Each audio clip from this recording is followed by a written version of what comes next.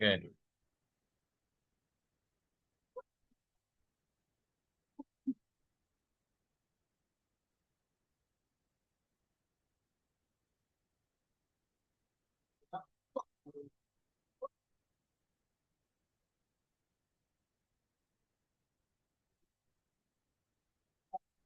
apa nih tidak mau tershare? Oh, sudah tershare ya? Oh Sudah, ya, Pak. sorry. Sudah, Pak. Sudah, Pak. Sudah tershare ya. Oke, jadi hari ini kita lanjutkan proyek kita, materi kita ya, tentu dengan proyek kita juga yaitu Big Data Analysis. Hari ini fokus kita ada di bagaimana kita bisa mengidentifikasi komponen ya, komponen dari Big Data. Oke, jadi ekosistem.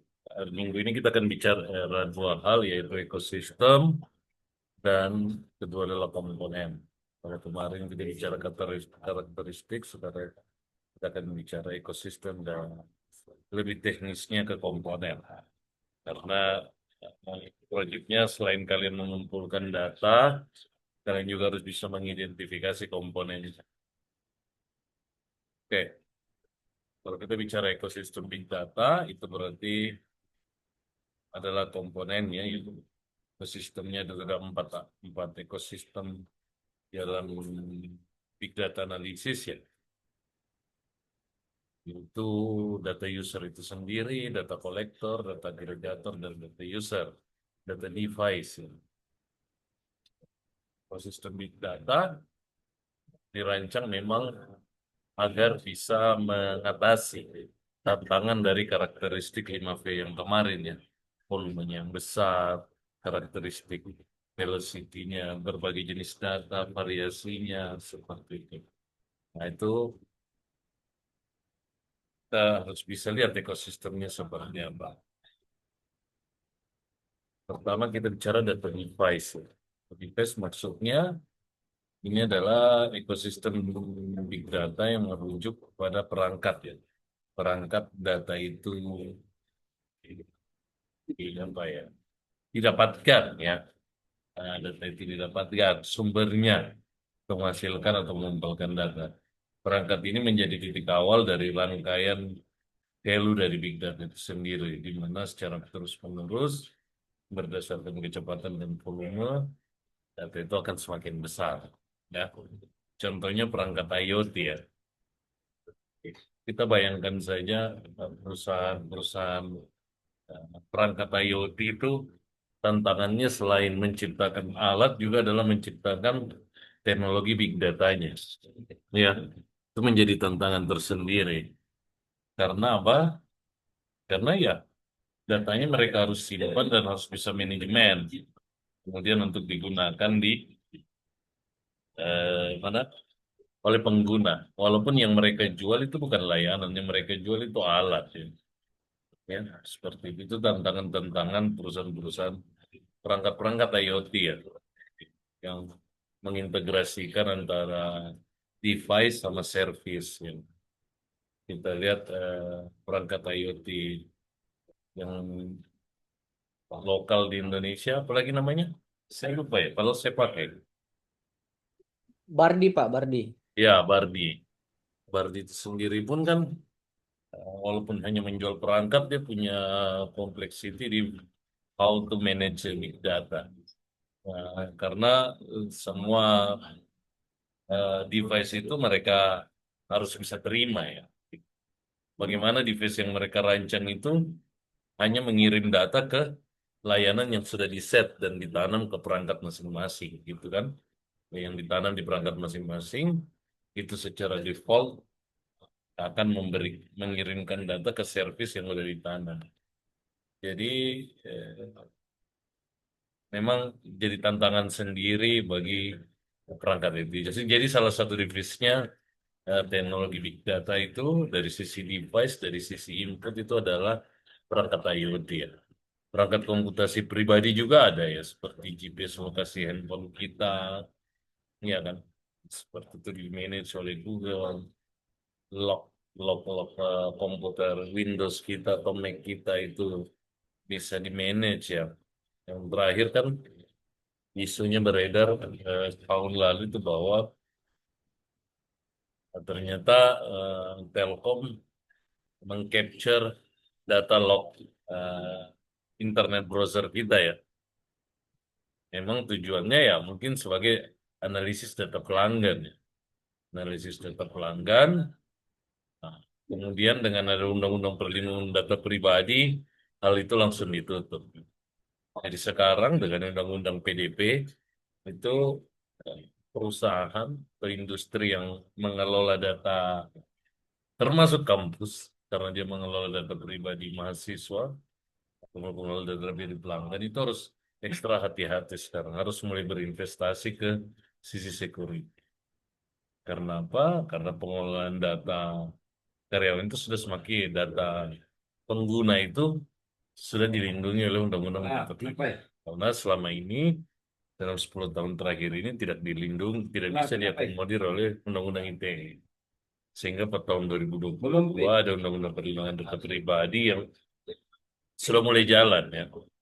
Jadi ya kita mulai harus aware terhadap data yang kita kelola. Ya, gitu ya. Itu perangkat komputasi pribadi itu akan menghasilkan log, data GPS kita, ya kan bagaimana Google yang terus berupaya mengakses apa menyimpan layanan lokasi GPS miliaran perangkatnya, ya kan itu perlu punya challenging sendiri dalam teknologi big data. Walaupun ada mekanisme auto deleting berdasarkan rentang waktu tertentu, tapi kan it's, tetap ada tantangan karena device makin banyak. Ketika perangkat otomotif ya, mobil otomotif sekarang apalagi yang smart, smart, mobil-mobil listrik yang pintar itu sebenarnya punya ribuan sensor untuk mendeteksi banyak hal. Itu kemudian di capture oleh industrinya, oleh perusahaannya ya. Kemudian ya sekali lagi ya sebagai analisis data pelanggan ya selain untuk riset and development untuk pengembangan device juga. Tapi intinya big data itu sekarang bukan dulu sebelum teknologi big data ya yang kita tahu input itu hanya komputer ya. Semua teks, semua dokumen, semua form yang kita entry itu adalah satu-satunya input ke dalam basis data. Tapi dengan teknologi perangkat-perangkat yang kemudian bisa mengcapture banyak hal, kemudian disimpan, baik data itu terstruktur atau tidak terstruktur, itu kan jadi challenge sendiri bagi eh, industri ya, baik yang mengembangkan perangkat software-nya atau yang baik yang menjual layanan atau yang menjual device.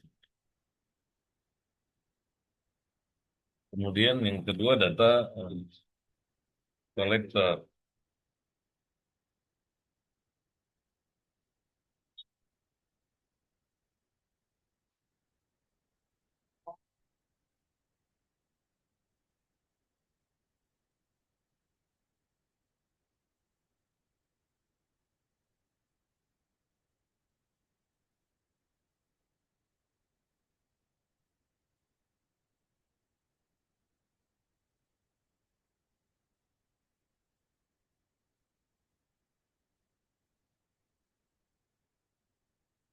Oke, yang kedua data collector ya. Jadi ini bisa perangkat lunak atau bisa service yang dirancang untuk mengumpulkan data dari berbagai sumber ya, ke dalam sistem penyimpanan atau dalam pemrosesan. Mereka merupakan interface dari device yang tadi saya bilang, kemudian untuk kemudian disimpan di infrastruktur big data, di data storage-nya. Data storage-nya seperti apa nanti kita lihat di komponen. Apache ini kalau kalian tahu ya, saya rasa yang basicnya sarjana komputer bukan berpikir tahu itu apa aja. Apache itu sebuah engine server yang dapat menjalankan script server ya. Walaupun dulu terbatas PHP, sekarang sudah banyak beberapa itu kemudian menciptakan data-data kolektor karena engine-engine Apache ini menghasilkan banyak data, baik itu log, ya kan, baik itu traffic. Nah, kemudian ini sebenarnya bisa dimanfaatkan, ya. Kemudian Apache menciptakan banyak layanan data kolektor untuk kemudian bisa kita use untuk kita tarik datanya, ya kan? Untuk kita tarik, ya secara otomatis akan menstrukturkan karena layanan itu sudah masuk, ya. Daripada kita setiap server, misalnya kita kalau bahasa Makassar itu kacaki satu-satu, lognya mana, apa namanya, lognya mana, firewall detection-nya mana, ya kan, untuk file-file security-nya itu eh, satu-satu manual, tapi dengan eh, software atau interface data-data kolektor dari Apache berbasis Apache, Apache Flum, Kafka, ini adalah perusahaan pihak ketiga yang mengembangkan, yang kemudian bisa mengintegrasi, mengagregasi, memindahkan data-data log yang ada di server kemudian ke sistem komputer, yang kemudian bisa digunakan untuk macam hal, research and development, untuk banyak hal, ya, research and development, analisis data pelanggan, misalnya pelanggan habit, ya, habit dari pelanggan itu bisa dianalisis. Oke, ya, itu kira-kira. Data agregator, ini adalah data yang berfungsi untuk mengumpulkan, menggabungkan, dan mengkonsolidasi data dari berbagai sumber yang berbeda, hingga menjadi format yang terpadu. Jadi saya harap pun, walaupun nanti proyek kita kerjanya manual, tapi saya harap nanti di tugas dua ini datanya minimal dari tiga data itu ada satu, ada yang terstruktur, ada yang tidak terstruktur, supaya kalian melewati satu tahapan, yaitu mengagregasi data, ya, dan merubahnya dari format video struktur menjadi struktur. Itu sebuah apa namanya, sebuah kompetensi sendiri. You punya pengalaman sendiri untuk mengekstraksi metadata dari data tidak terstruktur menjadi data terstruktur seperti itu. Ya, contoh yang paling possible ya misalnya Logstash, ya. Logstash ini software pihak ketiga juga. Yang paling bagus, yang paling umum itu adalah SQL based tools dengan mekanisme group by atau join. Itu mengagregasi atau menggabungkan banyak data, ya. Nah, tidak punya keterkaitan tapi kita bisa agregasi. Mungkin nanti kalian akan banyak, ya, kalau misalnya mau menganalisa data untuk mengakumulasi, ya, untuk apa? Yang kemarin yang pertama data kumulatif, ya. Informasi akumulatif itu bisa gunakan group by, join. Mungkin yang punya pengalaman SQL lanjut ini paham, ya, bagaimana data yang terpisah dari sisi tabel itu bisa diagregasi dengan query-query group by, join, left join. Join ini kan banyak, ada inner join, left join, right join. Itu beberapa hal, ya. Mungkin nanti kita eh, lebih ke manual, tapi prosesnya dapat bisa mengagregasi data, memodelkan dari data tidak terstruktur menjadi terstruktur. Tentu ekosistem yang terakhir adalah pengguna, ya. Tapi kita tidak sebutnya pengguna, kita sebutnya data user, pengguna data. Ya. Adalah individu atau kelompok yang mengkonsumsi, memanfaatkan data yang sudah diolah untuk mengambil keputusan. Ya, bisa pimpinan, ya kan, seperti data scientist, bisnis analisis, ya, manajer, seperti itu. Karena sekali lagi banyak orang merasa, ini contoh, ya, pimpinan itu bisa mengintuisi apa yang terjadi di depan, padahal sebenarnya dia sedang memproses pengalaman dia, data yang dia punya terhadap masa lalu dan masa kini untuk bisa memprediksi masa depan. Cuma karena analisisnya tidak matematis, kita menganggapnya itu adalah tebak-tebakan, ya kan? Dan cenderung benar karena dia mengelola pengalaman dia. Ya, pengalaman gagal berhasil data itu yang kemudian dikumpulkan dan dianalisa berdasarkan pengalaman dia. Bedanya dengan big data analysis,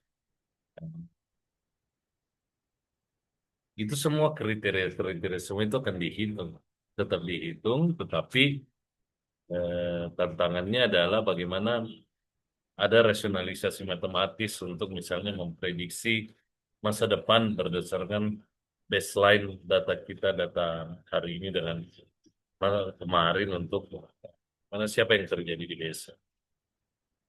Jadi sebenarnya pimpinan yang punya banyak pengalaman, apa kemudian bisa mengkalkulasi apa yang terjadi besok sebenarnya itu itulah yang dimodelkan secara matematis oleh matematika. Kemudian dimodelkan menjadi misalnya mesin learning untuk prediksi. Gitu. Oke, ya kita lanjut. Ah, tadi ekosistem komponen. Ini mungkin ada hubungannya sama tugas.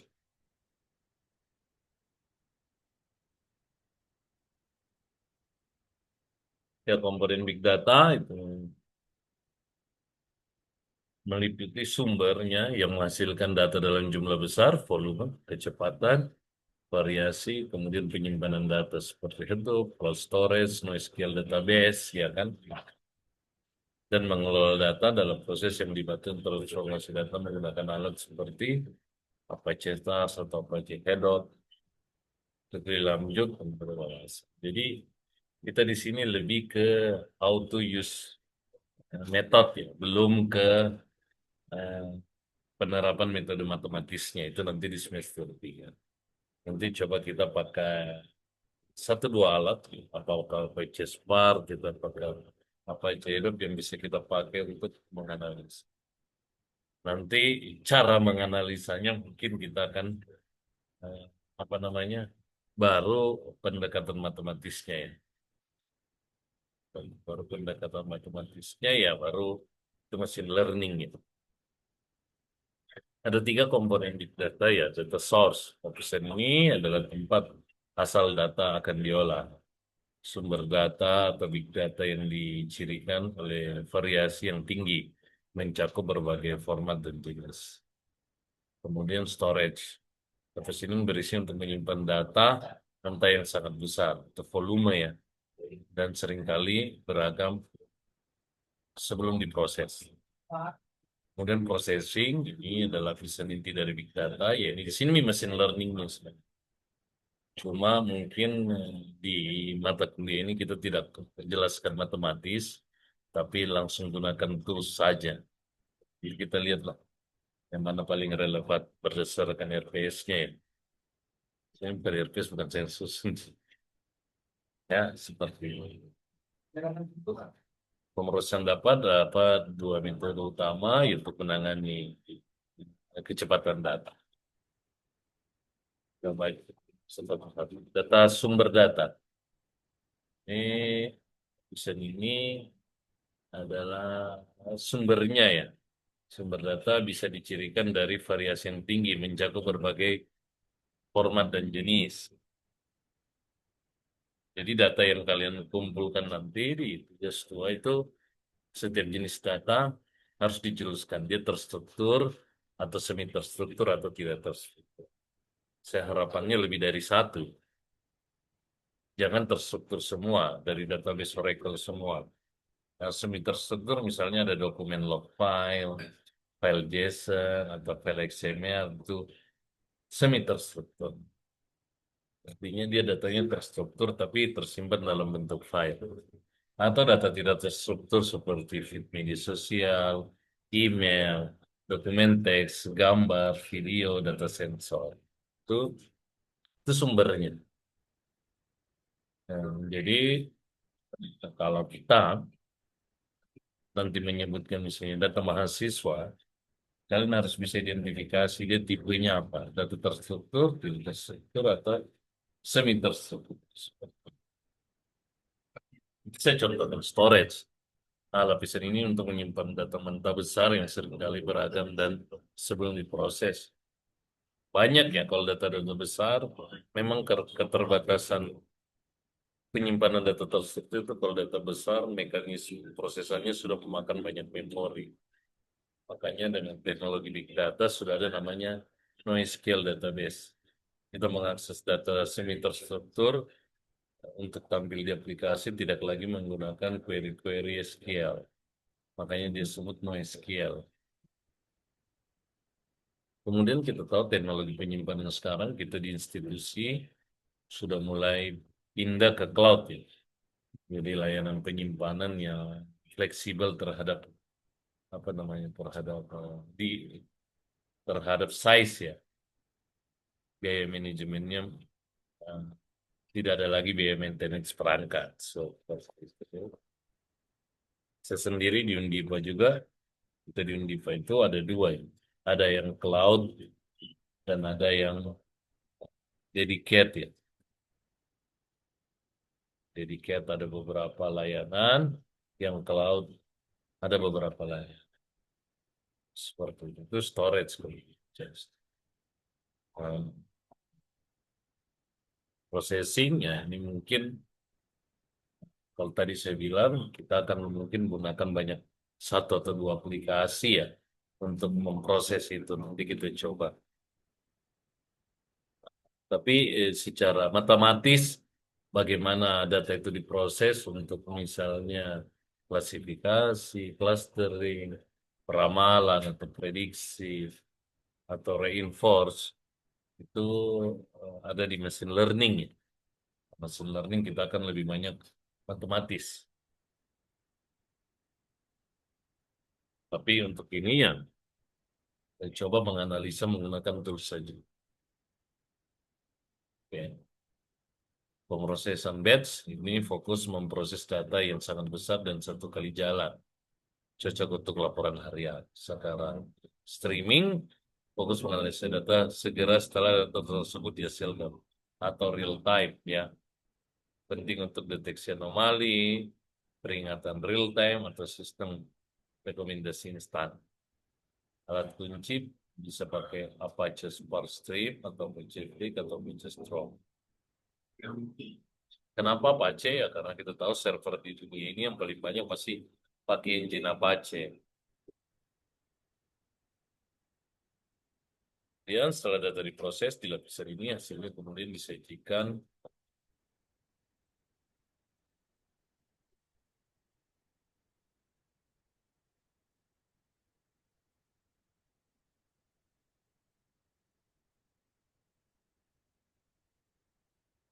salah channel.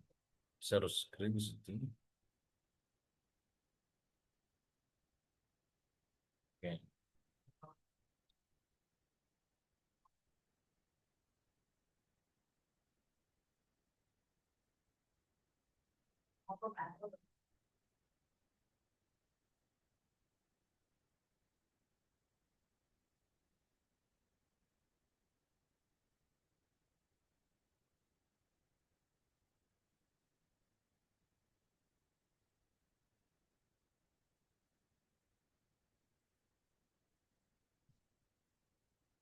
Oke, lagi saya jelaskan tugas ya.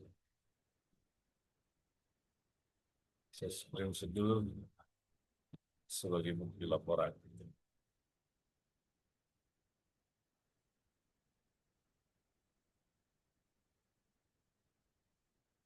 Oke, kelanjutan dari tugas satu itu pertama adalah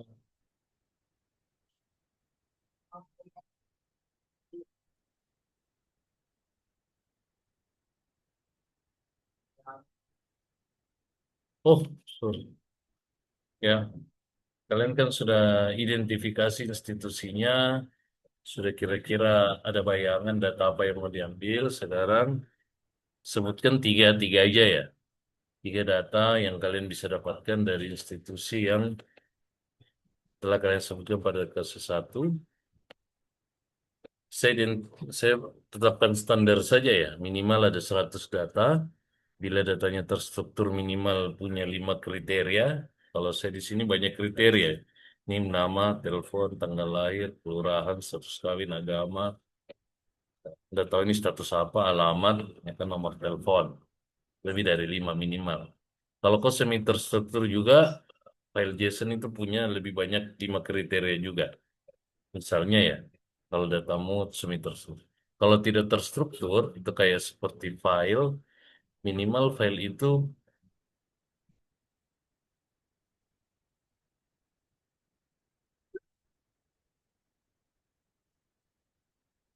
eh,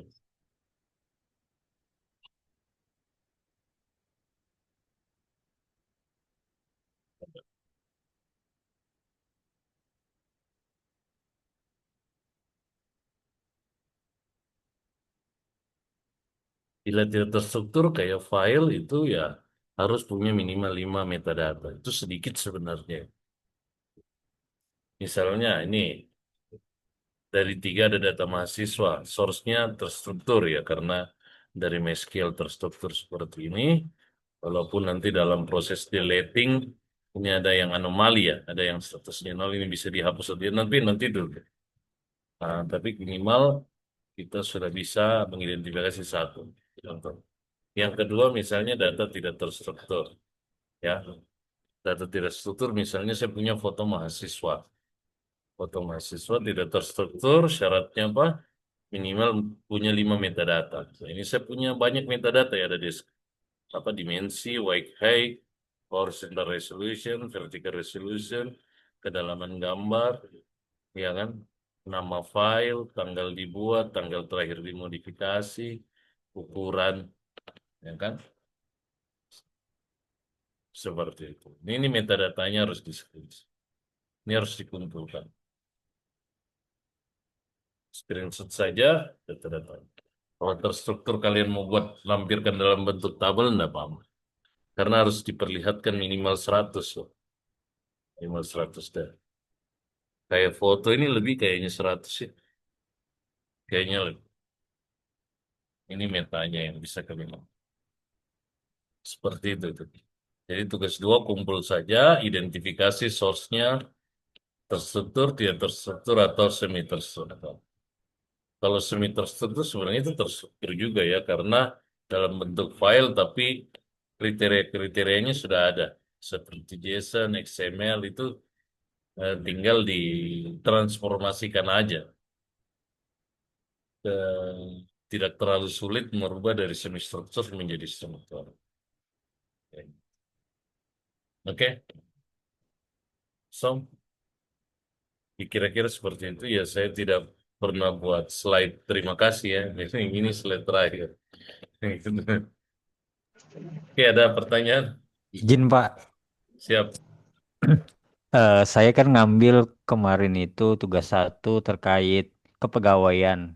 Ya, Nah, di kepegawaian jumlah karyawannya hanya 49 saja Pak bisakah datanya. cari data yang ada satu minimal dari tiga itu yang lebih dari 100 misalnya Oh ada Pak. ada apa ya kan gitu ya. Ya, kayak presensi itu Bolehlah. kan lebih dari satu tuh. Lebih dari Iya, 100 Pak. Ya, iya nggak semi apa-apa lah. terstruktur kan Pak ya. Karena masternya ya. Coba cari juga satu data tidak terstruktur ya. Iya Jangan Pak. terstruktur semua fotonya kah, apanya kah, Kalau foto pinjernya ada. kah, atau Ya Pak. apalah. Supaya kita punya pengalaman mengubah, mengekstraksi Siap Pak. metadata ya. Siap Pak. Oke? Ya Ya, Pak, makasih Pak. jangan terstruktur semua tiga-tiganya ya. Siap Kalau Pak. bisa. Ya ya Pak. Oke? Ya Pak. Oke, ada lagi? Izin Pak, berarti ini kita pilih salah satunya ya, terstruktur, semi terstruktur, sama tidak terstruktur ini ya. Ya, itu source-nya ya.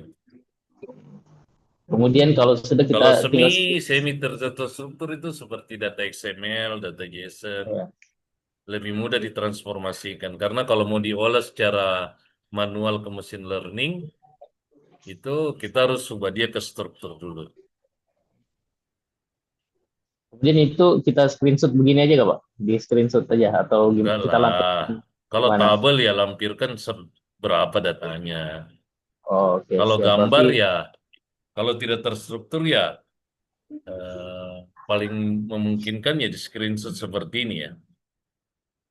Nggak usah lampirkan fotonya 100 atau 1000. Nggak usah. Kalau yang terstruktur boleh lah. Atau kalian bagaimanakah? Yang penting saya bisa yakin di situ 100. Saya juga tidak perlu sih datanya. Misalnya data pegawai itu kan kalian buat 1, 2, 3, 4, 5, 6 sampai 20 baru titik kosong 40 sampai 49 boleh begitu. Karena kan nanti ada di processing yang memang harus kelihatan ya. Ini kan cuma laporan aja. Misalnya kalau ternyata itu datanya sensitif, kalian bisa kasih bintang-bintang saja untuk sebagai laporan apa? Sebagai apa namanya? Sebagai laporan ya. Gak apa-apa sih. Aman-aman. Yang oke, penting siap. buat saja saya yakin bahwa itu lebih dari 100 lah. Oke, Pak. Siap. Ya, Terima kasih, Pak. memang kalau pasca begitu S2 itu disuruh kalian banyak yang berpikir dikasih bagaimana ini dikasih jadi rambu-rambunya umum saja. Ya kan gitu.